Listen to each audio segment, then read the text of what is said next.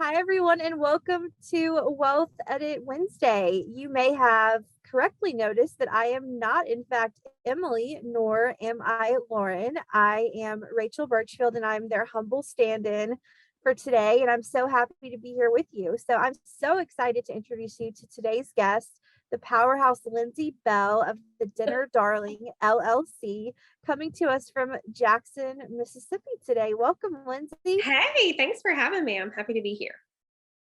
Tell everybody a little bit about you before we get into some questions. So, Lindsey Bell is the owner and creator behind the Dinner Darling LLC, a small business specifically designed to help busy people put dinner on the table with 2 weekly recipe subscriptions. After years of cooking the same meals, don't we all feel that pain? We were just talking about that offline. Lindsey realized that she wasn't the only person having trouble coming up with dinner recipes to feed her growing family each week. And she, unlike the rest of us, decided to do something about it. So, with more than 10 years in corporate sales and marketing under her belt, Lindsey quit her full time job to launch the Weekly Dish, an email based recipe subscription service providing 3 easy recipes plus grocery list and nutritional information to her paying subscribers each week. And 6 months after her successful launch, she added the Weekly Dish Light, which I'm super interested in, a healthier version geared towards people counting calories, macros, and points. 2 years and over 2,000 subscribers later, Lindsey is busy making recipes at home and helping her growing community of subscribers do the same. So let's dive right into it, Lindsey. You are backtrack here. You're working in corporate sales and marketing.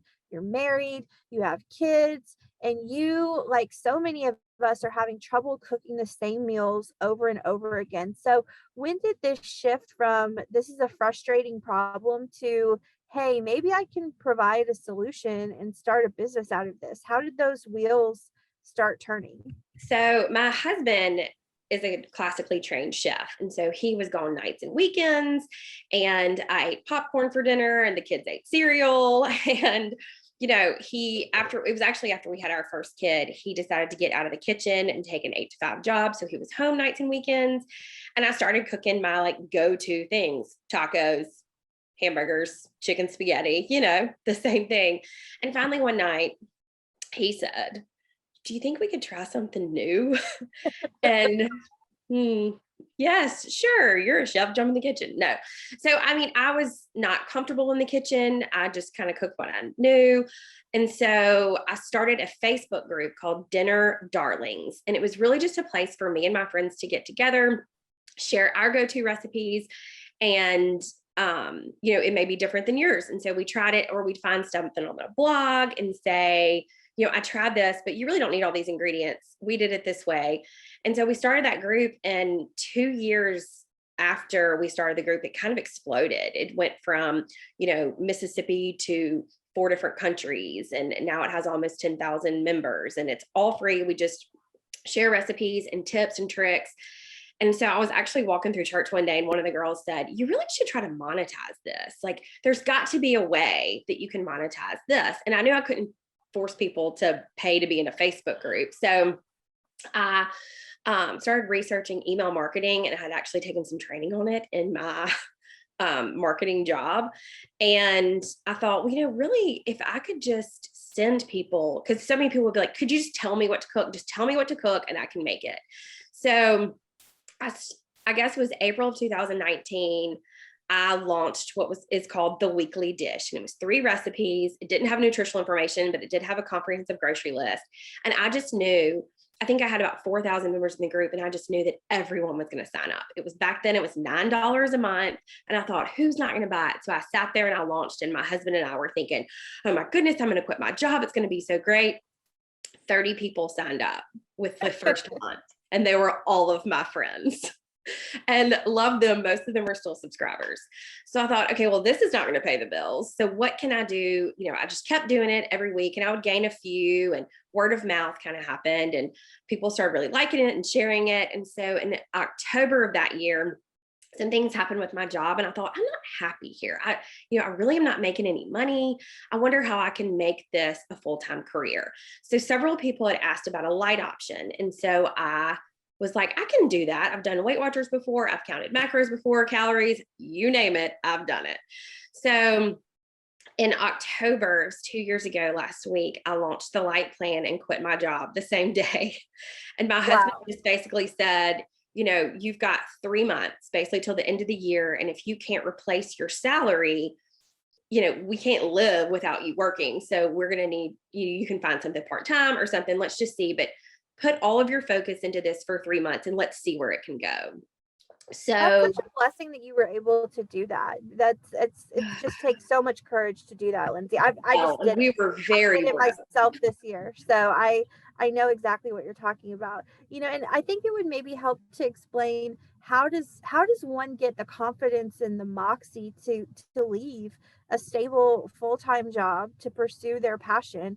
Kind of what gave you the guts? Emily told me that your dad had something to do with it. Yes. So my dad was one of the greatest guys ever, and he was very business minded, and he was one of the hardest workers. And he kind of instilled in us from a very young age that we need to be independent and we need to work and be able to take care of ourselves and have our own money. It was just one of those things that he always instilled in us. And 8 years ago, he dropped dead of a heart attack at 57, leaving my mom, who's a preschool teacher, and us just going, oh my goodness, what are we going to do? And, you know, I met Emily at, you know, the Southern Sea last year, and we both had this conversation. It was kind of a kismet thing that we met together. We were both walking into dinner and had two separate reservations, and we ended up sitting with each other, and my mom was there. And, you know, we were talking about how, like, when something, you never know, something like that is going to happen. Like, you don't expect it, you don't plan for it. And so him dying really kind of gave me the courage to go, you know, we're not here for very long. Life is Right. fleeting. And we've got to do what we can while we're here and prepare our family and our children for, I hate to say the worst possible scenario, but I mean, you know, I had to figure it out. My mom had to figure it out. And it was really hard. And I thought, I don't want to be that. Like, I want to be able to take care of my family if something horrible happens, which is kind of a terrible way to think. But on the flip side of it, it gave me the courage to go, you know what? I'm going to take this leap of faith. He's given me all these tools in my toolbox to be successful and to work hard. I've just got to say, you know what, Lindsey, you can do that. Because I think so many people go, oh, I could never do that. I just don't have it in me, kind of thing. But really and truly, if you believe in yourself, you really can put pen to paper and make it work. Now, I tell everybody, don't quit your job if you have no money and no plan, Right. because I Right. kind of did that and it was a little scary. But, Right. you know, if you have and our plan was the 3 months, you know, like, we have 3 months to get this together. If I could put my head down and really work hard, solely focusing on this business, because I was just doing it nights and weekends. And so that's what I did. And it was just, I And really here think it you was good. are. Here you Yeah, here are. I So am. you know, you said, I'm interested to know this. You said you started off with like 30 of your friends, and so now it has exploded, right? So how does one specifically you, how did you find your community? Was it organic? Did you have any strategy behind growing the It, reach? it was all organic, really and truly. Wow. I can say it was word of mouth. People, so I Wow. started, you know, I did have that marketing background, which was helpful. And so I started doing a subscribe and share giveaway every week for like the first year. And so if you subscribed and shared a recipe and tagged me, I would enter you in to win like your subscription money back for that month, which could be $9 or $12 or whatever you're paying. And so that really like amped up people. And then people started cooking and making these recipes and going, telling their friends, you know, I don't cook, my kids won't eat, but I subscribe to this and now I can cook or enjoy it. And my kids are eating it, my spouse is eating it, you know. And so I think it was just kind of like a snowball effect of Yep. people, just the word of mouth, which was incredible. Well, when you have a quality product like you do or a quality service, it's going to spread. And I think, you know, we should pay more attention to doing quality work and producing quality content and letting that be our driver rather than coming up with all these new innovative strategies. I think if you have quality a quality product or service, it will speak for itself, and it sounds like that's exactly what happened with you. For sure. And so many people now are like, well, can you do this plan and this plan and this plan? And I'm like, I cannot. At this point, I'm cooking, 5 to 6 times a week, and I don't have it in me to do it. So I've just got to make sure that this is what I have and it's going to be fine. And it's not for everyone, but it still But helps. it finds the right people. And so, I think so many of us get stuck on this one idea, and we stick in just one path, and that's fine. But you diversified a little bit when you added the weekly dish light. So what brought on the idea to add that second component and kind of diversify the brand a little bit? I just had several people say, this cream or whatever dish is great, but I would really like a lighter option, that even my kids would probably eat too. And, we all want to eat healthier for the most part. So it was really like a group. And I think I put out some feelers into my Instagram followers and just said, would you be interested in this second plan that was light? And so many people overwhelmingly said yes. And so I went to my current subscribers and said, if you want the light plan, I'll add it for free since you've been here for 4 months or whatever. And so that helped. So then it was just another subscription that they got to talk to about their friends with. And there are several like nutritionists and health coaches and Weight Watchers people that kind of jumped on too and shared it with their audiences, which has been great. So, this year, you don't know this about me, but I also left full-time work this year to pursue a passion, which mine is writing. And so what would and I know personally how scary that can be. And, that they say leap in the net will appear, but I was actually having a conversation with another Wealth Edit member earlier this year working on our guidebook.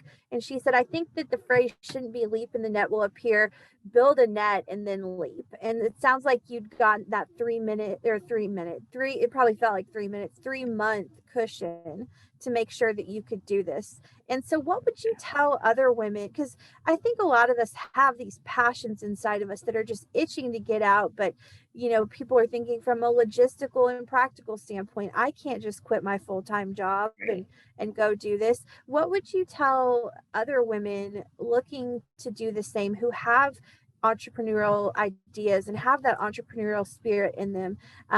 What would you tell them if they're looking to leave their full-time work and pursue maybe a side hustle or something? Like I said, I started mine when I had my full-time job. I tried not to do it during business hours. Don't do that. But, I really worked on it when I got home from work and on weekends and kind of poured everything into that. I also tried to save money going into it. Like, okay, let's get this cushion. So if I don't make any money over whatever, I have my salary kind of already in place that'll cover us. I also knew how many subscribers I needed and a goal to meet to replace my salary. So that was another thing is I had a goal, I had a spreadsheet, I knew what I needed, and I just worked as hard as I could to make sure that I could do that before I left. I also hired an attorney and a CPA, which is another great thing. My attorney is really good at small business. She's a woman-owned small business herself. So she was very, very helpful on like the legal things, because there were so many things I didn't know when I kind of started as a side gig, that when I transitioned it into a full-time job in an LLC, that I needed to do.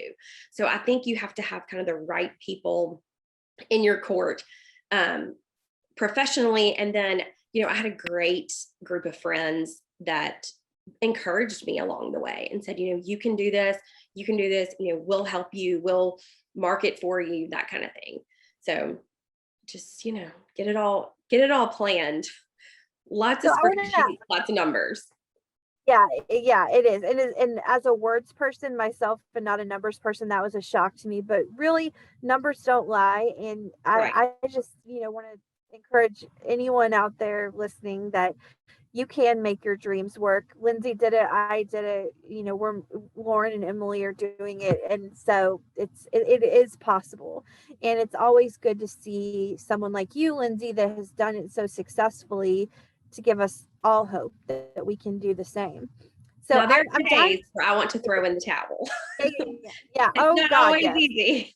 Well, and that's a good question. What do you do on those days when you're like, oh my gosh, did I make the right decision, or have I made a mistake? Because I've had those days too, where I've said, when I'm working 7 days a week and my work-life balance is completely out of whack, have I made the biggest mistake?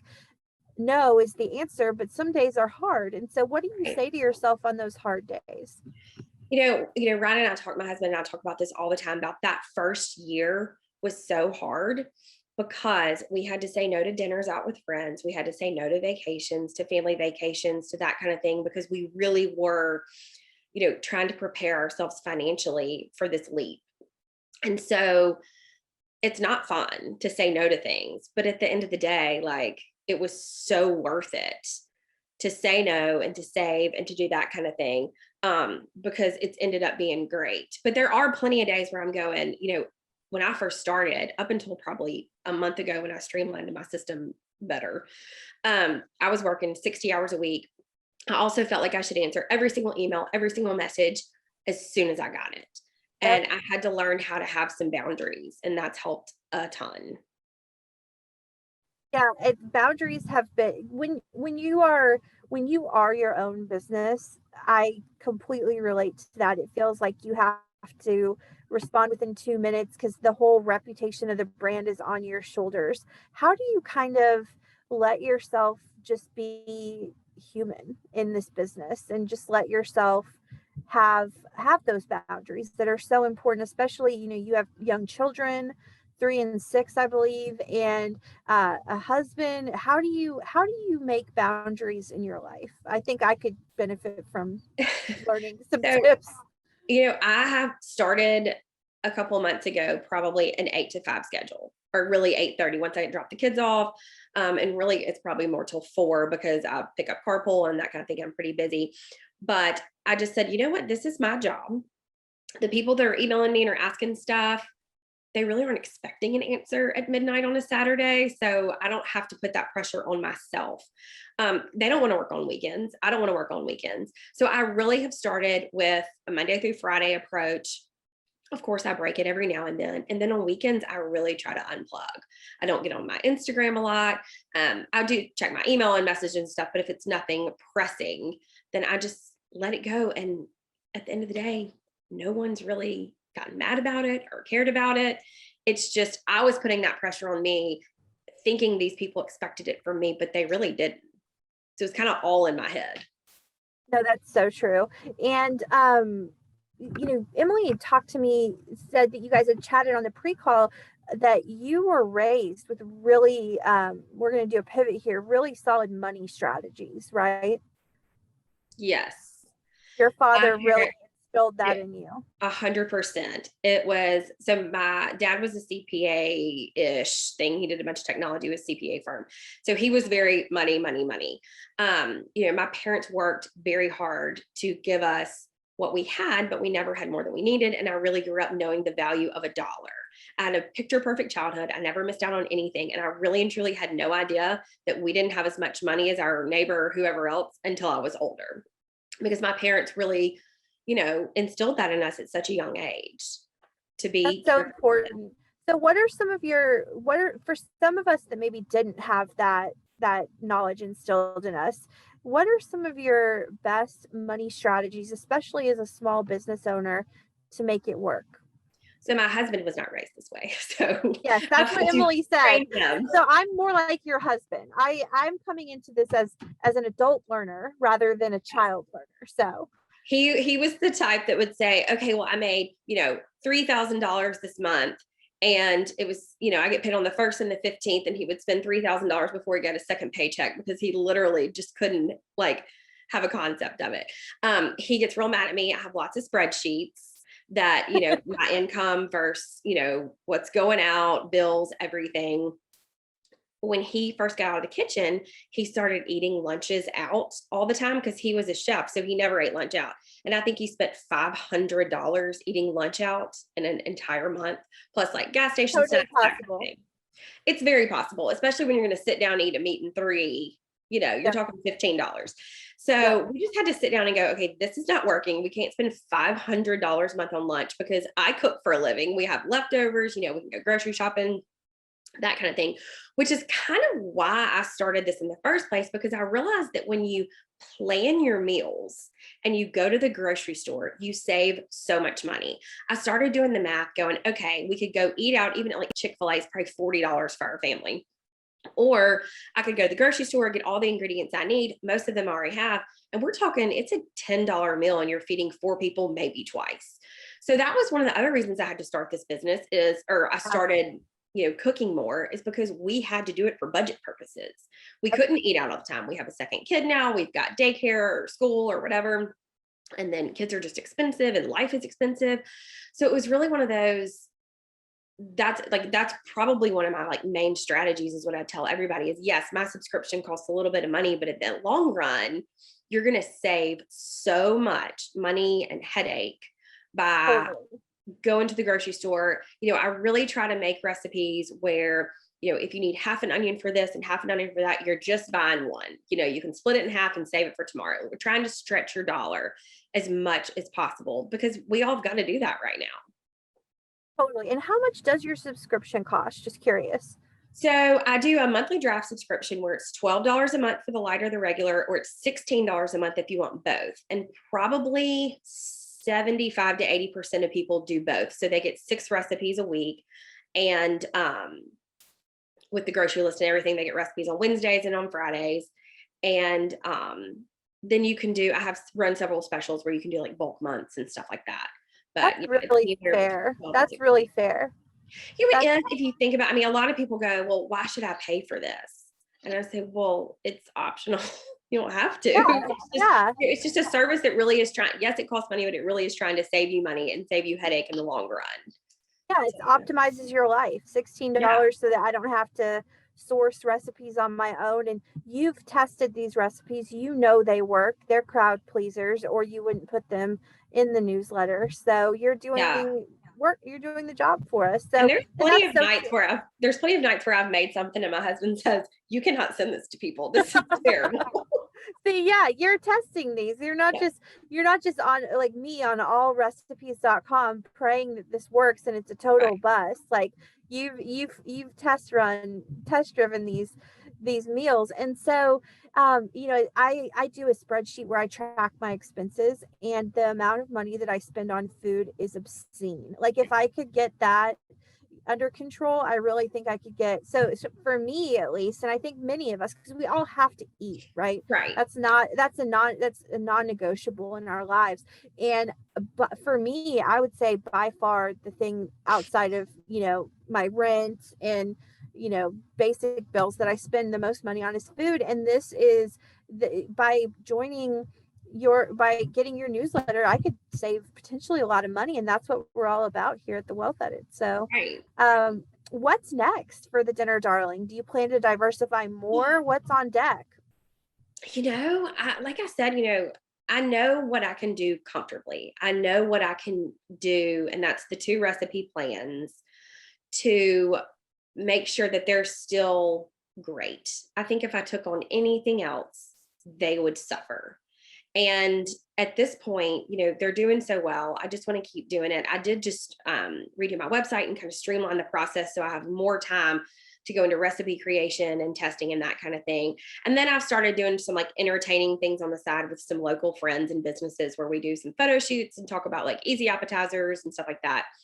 But really, I'm just, enjoying what I'm doing, just trying to get more subscribers and, more people to jump on board with this, because it's really fun. And it's a really fun community too, because people are sharing and talking about it. And it's been really, really fun. So I think I'm good where I am right now. Awesome. Well, we always close with this question, Lindsey. Why did you say yes to the Wealth Edit, and what has the Wealth Edit brought to your life? Emily, Lauren, the whole community, anything? I talked about this with Emily too. So many people are terrified to talk about money, but at the end of the day, like, we kind of need to talk about it. And it's so nice to have a community of like-minded people to go to and to get ideas from too. I did the money saving challenge this summer and it was so great. And I even like shared and posted about it and had so many friends going, wait, what is this? What are you talking about? What are you doing? Because I think when you're looking at Instagram and social media, all you see is people being like, buy this $1 million house and this $800 bag and you're going to be happy and whatever. But really and truly, I want to get on there and say, hey, I can't afford all this stuff. I have to save money too. It's cool to save money. It's cool to not spend everything that you have and to prepare for the Yep. future. And Yep. I just think that needs to be talked about more. And so I really enjoy that. I enjoy, learning more ways. I laugh and said, I did the money saving challenge and I didn't shop on Prime Day and I didn't walk into Target for like 3 months. It was so Bravo. great. Bravo. I ended up having to cut down 8 trees in my yard. So that's where it all went. But at least I had it. I didn't have to dip into savings or anything else to pay for it. And I also didn't miss out. I didn't feel like I was losing anything by not buying that whatever off Amazon or going through Target or buying something I really don't need just because it's on sale. So it's empowering for me to save money. My husband might disagree sometimes, but No, I think probably the four most powerful words I've learned this summer were I can't afford it. And like being okay with saying that, because I yeah, always have wanted to keep up with the Joneses and go on this vacation and buy this bag, and you know what? I can't afford it. And I know. that's okay.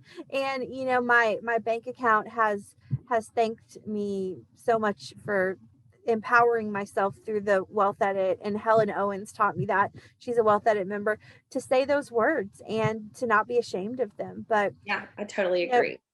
Lindsay, congratulations on all of your success. You're about to get a new subscriber in me Yay. and hopefully many others, and thank you so much for being here today. Thanks for having me. This was so fun.